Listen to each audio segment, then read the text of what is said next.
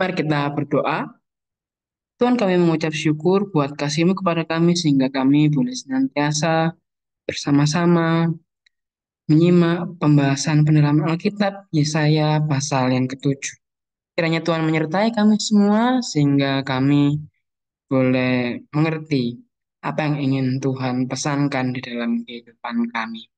Terima kasih Tuhan, terima kasih. Dalam nama Tuhan Yesus Kristus kami berdoa dan mengucap syukur. Amin. Shalom jemaat semuanya. Selamat bergabung dalam PA Kitab Yesaya pasal yang ketujuh. Minggu lalu di pasal 6 kita sudah membahas bagaimana proses Yesaya dipanggil Allah untuk menyampaikan pesan yang tidak menyenangkan. Di pasal ini kita akan melihat kelanjutan pekerjaan Tuhan lewat Yesaya terhadap umat perjanjian yang tidak setia gara-gara raja-rajanya yang tidak setia pada Tuhan.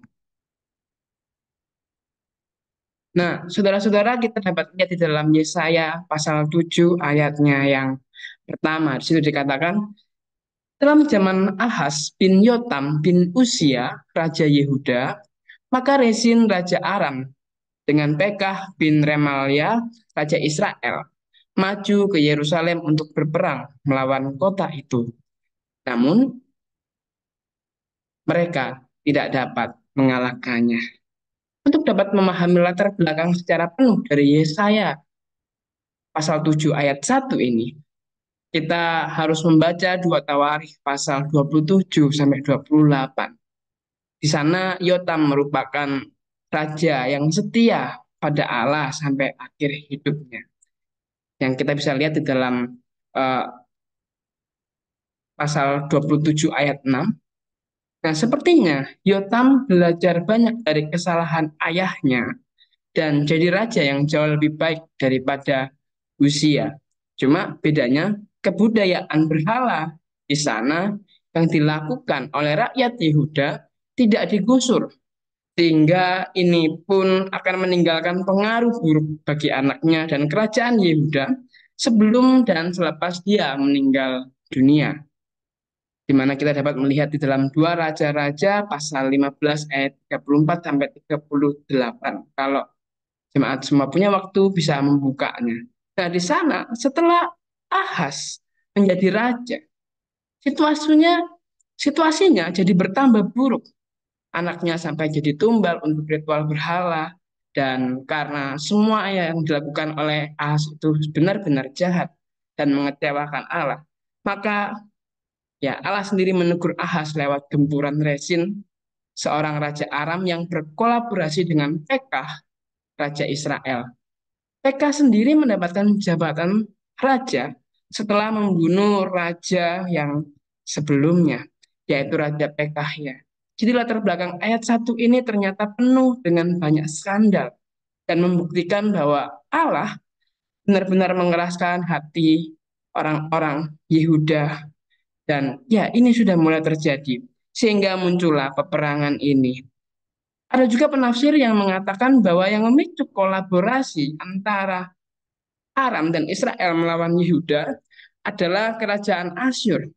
Hal ini dilakukan supaya Yehuda bergabung dalam koalisi Asyur, Israel, dan Aram. Kita lanjut di dalam ayatnya yang kedua. Di sana dikatakan, lalu diberitahukannya lah kepada keluarga Daud, Aram telah berkemah di wilayah Efraim. Maka hati Ahaz dan hati rakyatnya gemetar ketakutan seperti pohon-pohon hutan bergoyang ditiup angin. Aram sudah sampai dan berkemah di Efraim yang adalah wilayah Israel. Dan kekhawatiran pohon hutan tentu adalah sebuah pohon hutan yang sangat kuat. Hanya angin sekelas badai yang dapat menggoyangkan pohon-pohon tersebut. Yang artinya badai luar biasa sedang mengusik hati seluruh kerajaan Yehuda, dan walau tidak ditulis di ayat 2, sepertinya Ahaz berniat menyerah dalam situasi ini. Di ayat yang berikutnya, yakni pasal yang ketiga, dikatakan, berfirmanlah Tuhan kepada Yesaya, baiklah engkau keluar menemui Ahaz, engkau dan Shear-Yashub anakmu laki-laki ke ujung saluran kolam ke jalan raya pada padang tukang penatu. Kenapa Yesaya disuruh membawa anaknya? Shear-Yashub, kalau kita dapat melihat, itu punya arti sisa yang akan kembali. Artinya Yesaya menamakan anaknya demikian karena sebelumnya Yesaya sudah mendapatkan wahyu mengenai peristiwa ini. Peran anak itu adalah untuk memberitahu Ahaz kalau Ahaz mau percaya kepada Tuhan Allah, maka kehancuran karena pertempuran ini tidak akan total. Sisa-sisa Yehuda akan selamat. Tetapi jika ia menyerah pada situasi, maka tidak ada yang akan tersisa dari kerajaan Yehuda. Nah, ini akan dijelaskan lebih lanjut di dalam ayat yang keempat sampai yang ketujuh. Di sana dikatakan di ayat 4 sampai 7, dan katakanlah kepadanya, teguhkanlah hatimu dan tinggallah tenang. Janganlah takut dan janganlah hatimu kecut karena kedua puntung kayu api yang berasap ini, yaitu kepanasan amarah Resin dengan Aram dan anak Remalia. Oleh karena Aram dan Efraim dengan anak Remalia telah merancang yang jahat atasmu dengan berkata, marilah kita maju menyerang Yehuda dan menakut-nakutinya, serta merebutnya. Kemudian mengangkat anak Tabel sebagai raja di tengah-tengahnya. Maka beginilah firman Tuhan Allah, tidak akan sampai hal itu dan tidak akan terjadi. Nah, di sini kita dapat melihat ada tiga metode Yesaya menaikkan moral Ahaz. Pertama, memberikan motivasi. Yang kedua, melemparkan kalimat sarkas pada lawan. Yang salah satunya disebutkan di sana bahwa Yesaya mengejek Aram sebagai puntung kayu atau kayu bekas yang terbakar yang akan segera binasa. Dan tiga, menyenangkan Ahaz dengan sebuah nubuat. Nah, kita akan membahas di dalam ayatnya yang 8 dan 9. Sebab Damsyik ialah ibu kota Aram dan Resin ialah kepala Damsyik. Dalam 65 tahun Efraim akan pecah, tidak menjadi bangsa lagi. Dan Samaria ialah ibu kota Efraim dan anak Remalia ialah kepala Samaria. Jika kamu tidak percaya, sungguh-sungguh kamu tidak teguh daya. Yesaya menubuatkan kehancuran Israel yang akan terjadi lebih dahulu dibandingkan kerajaan Yehuda sebagai konsekuensi yang akan terjadi karena telah bersekongkol dengan Aram untuk melawan Ahaz sebagai raja Yehuda. Dan tidak hanya di situ saja, Yesaya juga menegaskan kepada Ahaz, jika Ahaz tidak mengandalkan Tuhan sepenuhnya, utusan Israel bekerja sama dengan Asyur akan membuat Yehuda hancur. Tapi jika uh, Ahaz itu mengandalkan Tuhan sepenuhnya, maka apa yang akan dilakukan oleh Asyur dan juga Aram akan menjadi bumerang buat Israel sendiri karena sudah mengusik kerajaan Yehuda. Kalimat ini juga adalah sebuah motivasi dari Yesaya untuk membuat Ahaz yakin tentang keputusannya untuk bergantung kepada Allah, bukanlah keputusan yang salah.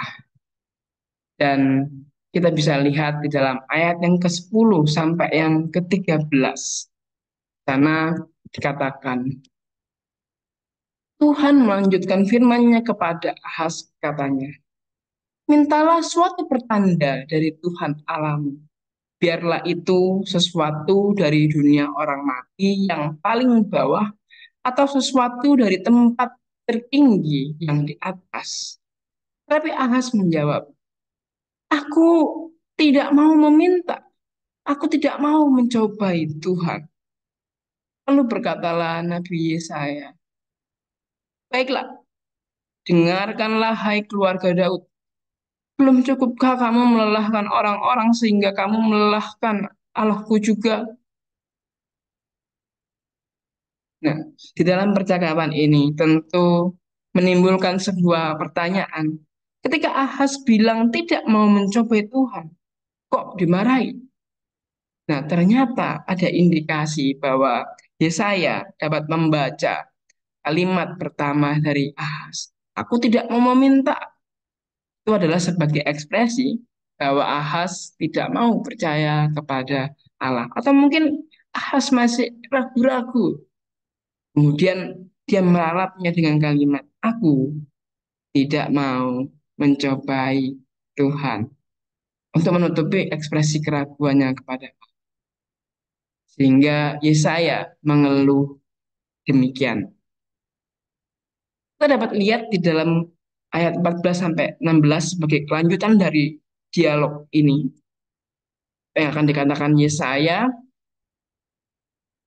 Kita mulai dari ayat yang ke-14 terlebih dahulu.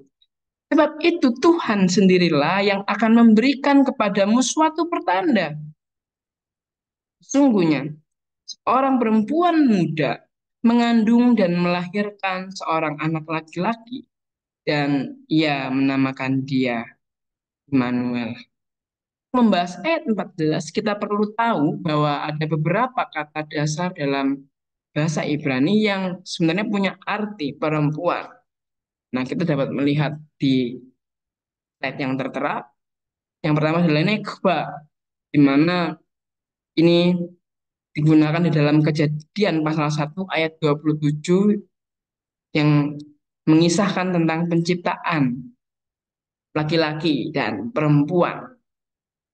Dan ini mengacu kepada perempuan umum. Tapi juga ini tidak terlalu banyak dipakai di dalam Alkitab Perjanjian Lama. Nah, yang kedua, Isyah. Nah, ini ada di Kejadian 2 ayat 22 yang mengacu kepada perempuan pada umumnya. Jadi kalau laki-laki itu Ish, maka perempuan itu adalah Isyah. Nah, sebagai bentuk femininnya. Ini adalah mengacu kepada perempuan pada umumnya. Jadi kalau ibu-ibu ya panggilannya Isyah. Isyah. Atau perempuan juga bisa dipanggil Isya yang belum jadi ibu-ibu. Nah, intinya adalah mengacu kepada perempuan secara umum. Nah, kemudian kita akan membahas dua istilah berikutnya yang mengacu kepada seorang perempuan muda yang secara spesifik itu mengindikasikan kepada seorang perawan. Ada Betsulah. Nah, Betsulah ini itu ada di Kejadian pasal 24 ayat 16 ketika eh, Yakub bertemu dengan eh, Rahel begitu ya. Hmm,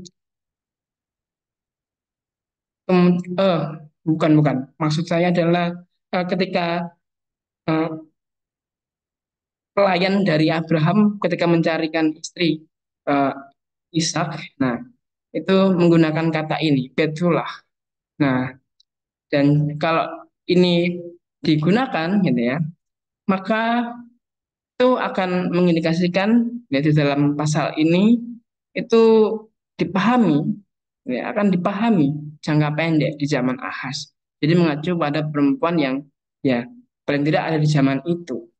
Tapi Yesaya menggunakan yang terakhir yaitu almah. Itu penggunaan kata almah terdapat di dalam Kejadian pasal 24 ayat 43, Amsal 30 ayat 19, Yesaya 7 ayat 14, yang berarti seorang gadis perawan. Sebenarnya hampir sama dengan Betullah, tetapi Yesaya menggunakan kata ini untuk menegaskan bahwa perempuan ini ada kaitannya dengan zaman Ahas. Tapi sebenarnya juga melampaui zaman Ahas. Jadi ini memberikan suatu kesan yang sangat misterius bagi orang-orang yang mendengar langsung dari mulut Yesaya pada zaman itu. Nah, ayat 14 sudah kita bahas. Selanjutnya kita masuk di dalam ayat yang ke-15 sampai ke-16.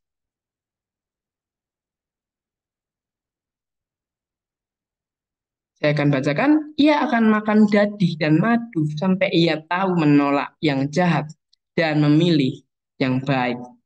Sebab sebelum anak itu tahu menolak yang jahat dan memilih yang baik, maka negeri yang kedua rajanya engkau takuti akan ditinggalkan kosong. Dalam ayat ke-15 dan 16 dikatakan bahwa sosok Immanuel tersebut akan makan dadi dan madu sampai ia tahu yang baik dan yang jahat. Ada yang mengatakan dadi dan madu merupakan makanan terbaik anak kecil bangsawan pada zaman Mesopotamia kuno.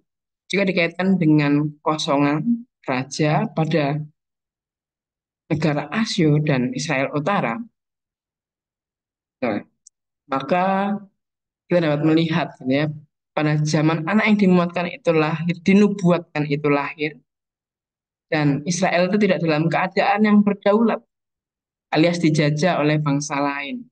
Nah, setelah anak yang diramalkan ini tahu mana yang baik dan yang jahat, barulah ia memulai manuvernya sebagai raja atas wilayah-wilayah tadi. Nah, maka tidak heran muncullah konsep mengenai Mesias sampai dengan zaman itu lahir. Karena orang-orang mungkin spekulasi begitu ya. Kalau misalnya ada seorang Mesias yang akan hadir dalam situasi-situasi pada zaman ketika ya Asyur hancur, Babel hancur, digantikan dengan penguasa yang baru, dan itu kita ketahui semua itu digenapi di dalam Tuhan Yesus Kristus. Tapi tentu saja orang-orang pada zaman itu masih mereka-reka. Mereka tidak akan tahu apa yang dimaksud oleh Yesaya. Siapa perempuan itu tadi? Siapa anak itu tadi? Tentunya masih menjadi misteri. Nah, ini merupakan kabar sukacita bagi umat perjanjian Allah, terkhusus untuk kerajaan Yehuda dan Israel. Apalagi kerajaan Yehuda yang di mana Allah telah berjanji untuk melahirkan seorang Mesias dari kelompok Yehuda. Tetapi tentu saja berita sukacita ini dilanjutkan dengan sebuah ayat penghakiman atas Yehuda. Berikutnya kita lihat dalam ayat 17 sampai dengan ayatnya yang ke-20. Hukuman atas Yehuda. Di situ dikatakan, Tuhan akan mendatangkan atasmu dan atas rakyatmu dan atas kaum keluargamu hari-hari seperti yang belum pernah datang sejak Efraim menjauhkan diri dari Yehuda, yakni Raja Asyur. Pada hari itu akan terjadi Tuhan bersuit memanggil lalat yang ada di ujung anak-anak sungai Nil dan memanggil lebah yang ada di tanah Asyur. Dan semuanya akan datang hinggap di lembah-lembah yang terjal dan celah-celah bukit-bukit batu di segala pagar duri dan segala tanah penggembalaan. Pada hari itu dengan pisau cukur yang dipinjam dari seberang sungai Efrat, yakni Raja Asyur, Tuhan akan mencukur kepala dan bulu paha. Bahkan pisau itu akan melenyapkan janggut juga. Nah, di dalam ayat yang ke-17 secara spesifik ingin mengingatkan tentang situasi blunder para pemimpin raja-raja di mana ini dimulai dari sebelum kematian Salomo sampai setelah kematian Salomo yang mengakibatkan pecahnya kerajaan tersebut. Jadi ini Salomo ceritanya di akhir kekuasaannya dia bersikap tidak adil sehingga memunculkan benih-benih kebencian di antara suku yang lain begitu ya. Kemudian ya pada saat Salomo mati ganti raja yang tidak begitu kuat, akhirnya permusuhan itu terjadi dan kerajaan Israel pecah menjadi dua. Tentu saja ini adalah blunderan yang parah dalam sejarah kerajaan Israel. Dan ayat ini mau menegaskan bahwa akan ada masa ketika para pemimpin Yehuda di masa depan melakukan blunder dan akibatnya akan jauh lebih parah daripada situasi terpecahnya Israel Selatan dan Israel Utara. Dan tentu saja peristiwa itu adalah peristiwa yang belum pernah terjadi dalam kerajaan Israel, dalam artian dalam eh, sejarah keturunan Yakub. Nah, di dalam ayat yang ke-18, lalat sungai Nil, yakni Mesir dan lebah Asyur, itu akan dipakai Tuhan untuk merusak celah bukit batu dan pagar berduri yang merupakan gambaran dari pertahanan militer dan pertahanan ekonomi kerajaan Yehuda. Alasan kenapa dua eh, bangsa ini menyerang juga dikarenakan letak kerajaan Yehuda yang adalah wilayah yang strategis bagi perpolitikan di daerah Mesopotamia zaman itu. Nah, lalat dan lebah menggambarkan kerumunan pasukan yang menyebar tanpa adanya tempat sembunyi bagi orang Yehuda untuk lolos dari malapetaka itu. Jadi tidak ada satupun upaya yang akan berguna untuk orang-orang dapat bersembunyi. Karena kita dapat lihat kalau kita di rumah kita lihat lalat gitu ya. Nah, lalat kalau sudah ngerubungi kan kita bingung sendiri kan. Nah, ini lalat yang merupakan wabah. Jadi dijadikan gambaran untuk menjelaskan bagaimana pasukan Mesir itu datang. Juga lebah. Lebah kalau ya dikerubungi lebah, bayangkan ya seperti apa. Nah, ini digunakan untuk menggambarkan Asyur yang akan juga menyerang kerajaan Yehuda. Nah,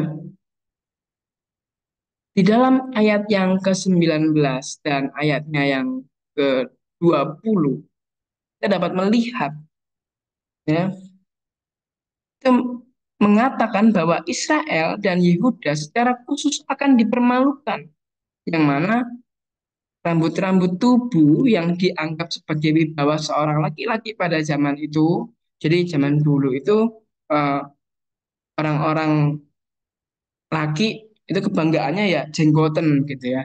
Beda kalau sama zaman sekarang, kalau sekarang jenggoten dibilang nggak bisa mengurus diri dan lain sebagainya.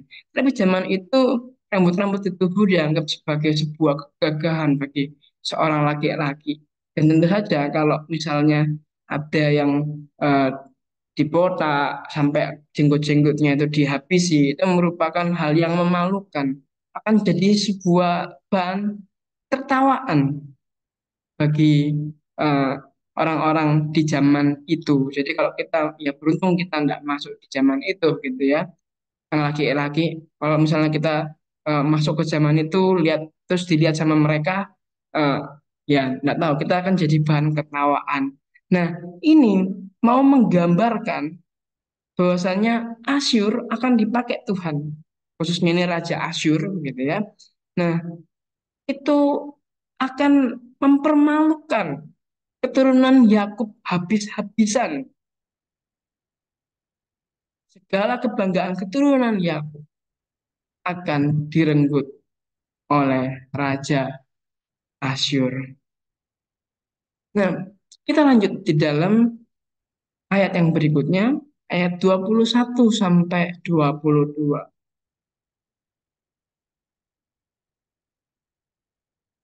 Pada hari itu, setiap orang akan menjarah seekor lembu betina yang muda dan 2 ekor domba.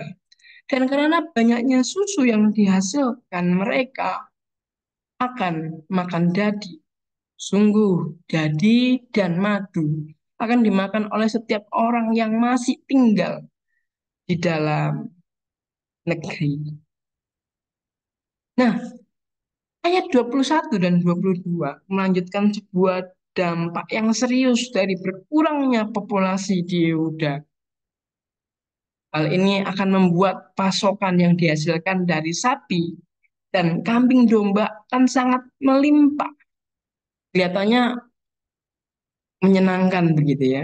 Tetapi ini menggambarkan sebuah peristiwa yang ironis, sebuah kondisi yang sangat miris, bahwa kelimpahan itu ternyata bukan dari peningkatan hasil produksi, melainkan karena pengurangan jumlah konsumen yang ada di sana, yang sudah ditumpas karena peristiwa yang mengerikan yang kita bahas di dalam ayat sebelumnya tadi.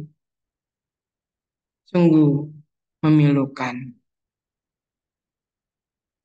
Kemudian kita lanjutkan di ayat 23 sampai ayatnya yang ke-25.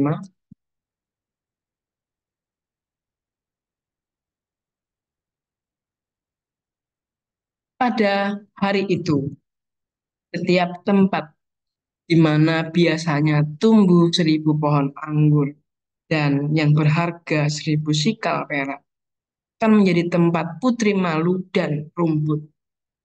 Orang pergi ke sana terpaksa membawa anak-anak panah dan busur, sebab putri malu dan rumput belaka seluruh negeri itu.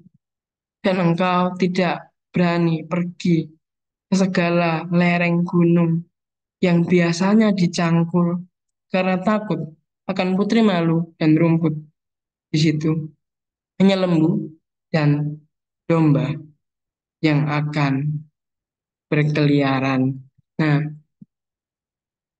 di sini kita dapat melihat ayat 23 sampai 25 menjelaskan bahwa meskipun ternak itu melimpah di sana dan juga kondisi di mana merosotnya orang-orang yang justru lebih sedikit daripada jumlah ternak yang ada di sana, tetapi sektor perkebunan dan pertanian akan mengalami penurunan yang sangat drastis dari segi kualitas dan harga tanah.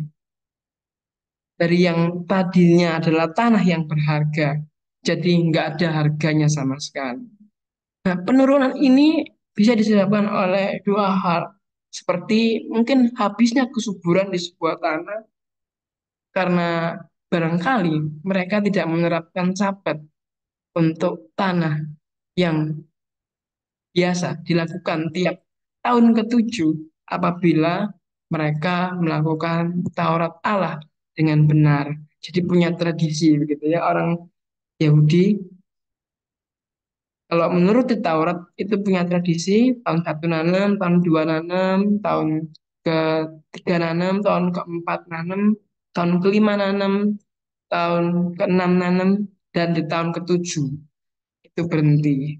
Tapi karena mereka sibuk dengan berhala, raja-rajanya juga sibuk dengan berhala, mereka lupa. Sehingga kadar dari kesuburan tanah itu menjadi kurang. Sehingga tidak memungkinkan untuk menumbuhkan yang namanya anggur. Untuk jadikan kebun anggur. Hmm. Tetapi kita dapat lihat juga ini diperparah karena kondisi perang. Ya, maka sudah habislah tanah-tanah yang ada di daerah kerajaan Yehuda untuk dapat bisa dimanfaatkan kembali. Nah, tanah terus dieksploitasi untuk perkembangan ekonomi, tetapi tidak ada masa untuk berhenti. Sehingga ya pada saat perang terjadi, selesai. Nah, penyebab yang kedua adalah tidak adanya orang yang cukup cakap untuk bisa memulihkan sektor perkebunan dari kerusakan pasca pembantaian perang. Sehingga sumber daya alam yang tersedia tidak dapat dikelola dengan maksimal dan menghasilkan situasi yang mengharuskan orang-orang itu harus mengandalkan perburuan sebagai satu-satunya jalan. Bahkan mungkin karena saking seramnya tempat itu menjadi bekas perang, nah orang-orang sampai tidak berani pergi ke sana. Dan pada umumnya karena itu adalah bekas mayat, maka sangat masuk akal tanah-tanah yang bekas mayat itu ditumbuhi oleh ilalang-ilalang. Sehingga ini adalah gambaran yang sangat mengerikan sebagai peringatan kepada Raja Ahaz dan keturunannya tentang penghakiman bagi kerajaan Yehuda karena melelahkan hati Allah. Nah, sebagai penutup, dari PA Yesaya 7 ini dapat disimpulkan bahwa apapun hal yang dibangun oleh manusia dan menjadi satu-satunya pegangan bagi manusia, jika itu bukan Tuhan semesta alam yang terlibat di dalamnya atau yang dilibatkan oleh manusia di dalamnya, tentu saja akan lebih cepat hancur. Raja-raja Yehuda dan raja-raja Israel setelah kisah yang sudah kita bahas ini dinubuatkan akan terus membangun dasar pemerintahan mereka di atas dasar-dasar yang rapuh, iman-iman yang tidak mengandalkan Tuhan, berhala-berhala, pelanggaran-pelanggaran yang dilakukan baik rakyat dan pemerintah yang juga dibiarkan terus-menerus tanpa ditindaklanjuti. Nah, seperti praktek Yotam yang tadi sudah dibahas ayat pertama adalah niat yang setengah-setengah. Ini merupakan langkah awal yang menuntun pada kebinasaan bangsa di masa depan. Bangsa Yehuda yang seharusnya bisa lebih baik. Tetapi karena upaya yang setengah-setengah itu, maka yang terjadi menghasilkan seorang raja seperti Ahaz yang justru melestarikan praktek-praktek berhala itu dan melakukannya di dalam kehidupannya. Tapi ini adalah sebuah nubuat, memang sudah merupakan ketetapan Allah untuk membiarkan Yehuda beserta seluruh rakyat yang ada di dalamnya itu mengeraskan hatinya supaya penghukuman dapat tetap terjadi seperti pembahasan di dalam eh, kitab Yesaya pasal 6 di pasal yang kemarin. Nah, ini memang harus terjadi. Nah, ngomong-ngomong sementara itu tanggal 14 Februari 2024 ketika kita akan mengadakan pemilu akan jadi awal dari sebuah sejarah baru Indonesia. Siapapun yang akan memimpin Indonesia ke depan. Nah, mari kita doakan agar mereka membangun bangsa ini dengan penuh rasa takut akan Tuhan, sehingga boleh menuntun rakyat Indonesia dipimpin oleh kebenaran berdasarkan kehendak Tuhan. Karena harapan bagi sebuah bangsa untuk dapat terus bertahan hanya akan ada bagi sebuah bangsa dan rakyat dan juga para pemimpin yang tetap setia pada Tuhan. Demikianlah pembahasan PA yang dapat saya berikan. Mari kita doa. Tuhan, kami mengucap syukur karena melalui pembacaan kitab ini kami boleh ditampilkan oleh bagaimana perilaku Ahas dan juga perilaku orang-orang yang menjadi musuh-musuh dari Ahas. Kami boleh belajar bahwa kasih setia Tuhan tidak pernah membiarkan umat perjanjianmu melangkah sendirian, namun keadilanmu senantiasa juga memberikan sanksi sebagai pembelajaran bagi keturunan-keturunan dari umat perjanjian untuk boleh belajar setia kepada Engkau. Bahwa hanya Engkaulah satu-satunya dasar yang terbaik yang boleh kami jadikan satu-satunya kekuatan kami berpegang menghadapi setiap persoalan kehidupan kami. Tuhan, ajari kami untuk boleh tetap setia mengandalkan Engkau dalam setiap hal yang kami kerjakan. Ajari kami juga untuk senantiasa melakukan kebenaran di dalam kehidupan kami, sehingga kami boleh mendidik, membangun apa yang Tuhan inginkan dalam kehidupan kami, di keluarga kami, di tempat kerja kami, di tempat pelayanan kami. Terima kasih Tuhan, terima kasih. Dalam nama Tuhan Yesus Kristus kami berdoa dan bersyukur. Amin. Terima kasih karena sudah menyimak pembahasan PA.